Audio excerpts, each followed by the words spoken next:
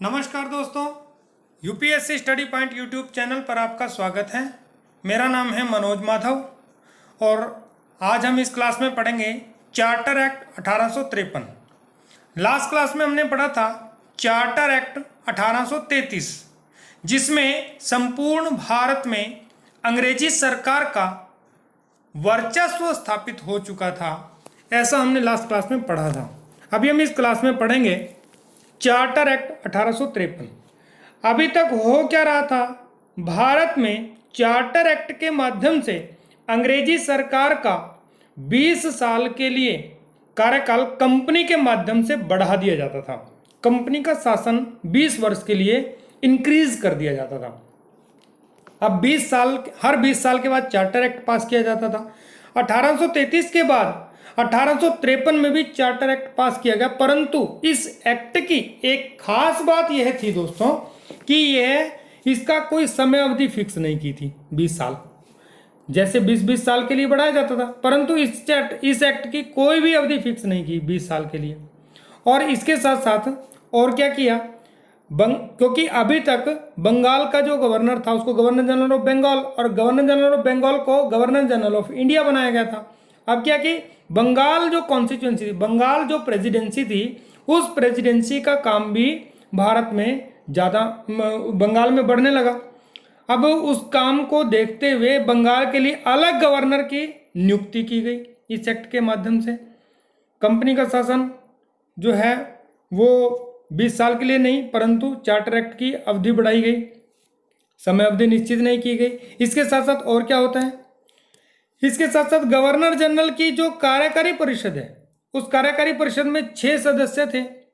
अभी governor general का 2 प्रकार का रोल था और अभी भी है, परंतु पहले केवल वो 2 प्रकार का रोल केवल ये बॉडी ही करती थी, ये जो गवर्नर जनरल की काउंसिल ही करती थी।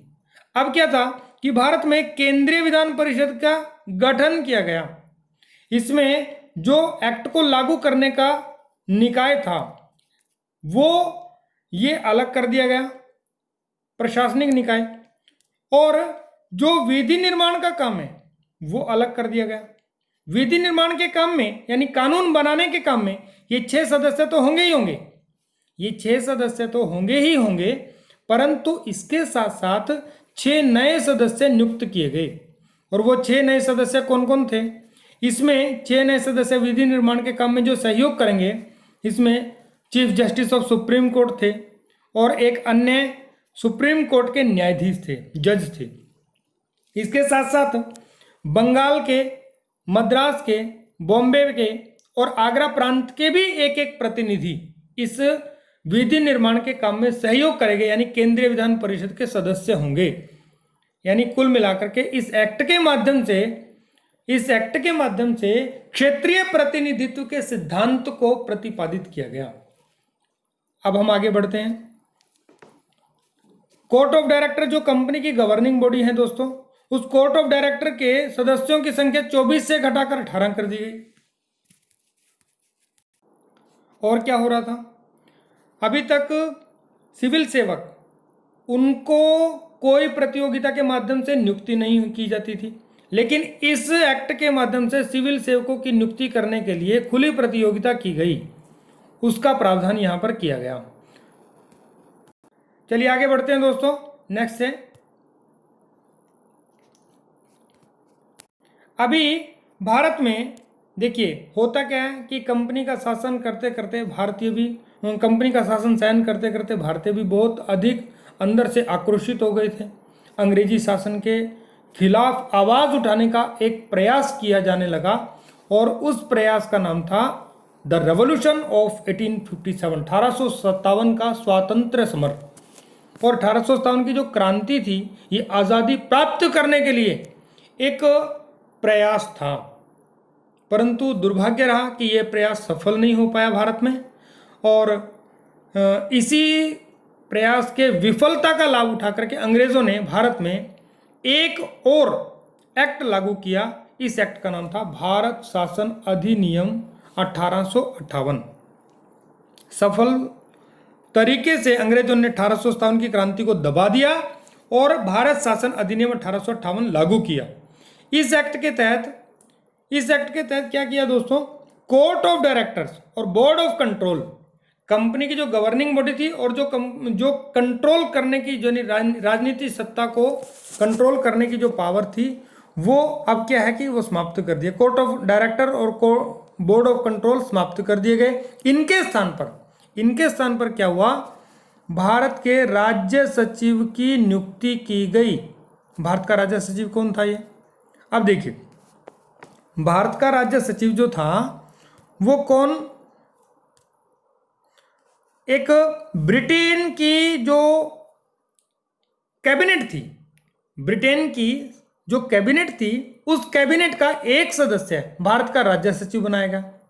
और ये जो भारत का राज्य सचिव था, इसका काम क्या था दोस्तों, इसका काम था, देखिए जैसे मान लीजिए ये भारत है, इसमें बॉम्बे प्रेसिडेंसी है, इसमें मद्रास प्रेसिडेंसी है, इसमें अलग अलग राज्य हैं। तो इसका जो भारत के राज्य सचिव का जो काम था, यहाँ पर वायसराय नियुक्त किया गया, और इस वायसराय की नियुक्ति के पश्चात ये वायसराय जो है, ये यहाँ से इन प्रांतों को, जो भी यहाँ पर अधिकारी काम करते थे, इन सभी अधिकारियों को कंट्रोल करने का काम इस वायसराय का था। और ये वायसराय अपनी रिपोर्ट किसको सौंपता था, ये भारत के राज्य सचिव को सौंपता था। भारत का राज्य सचिव किसको रिपोर्ट सौंपता था, वो ब्रिटेन की संसद को रिपोर्ट सौंपता था। कुल मिलाकर के ब्रिटेन की संसद का अब भारत पर पूर्णतः कंट्रोल हो गया था।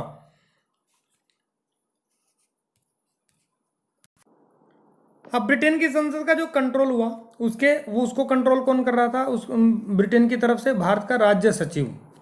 अब भारत के राज्य सचिव के सहयोग के लिए 15 सदस्यों की भारत परिषद का गठन किया गया। भारत परिषद गठन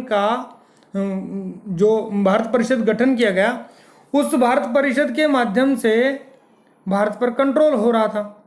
अभी वेतन, जो उनका सभी सदस्यों का जो वेतन था, वो भारतीय राजस्व से देना निश्चित किया गया।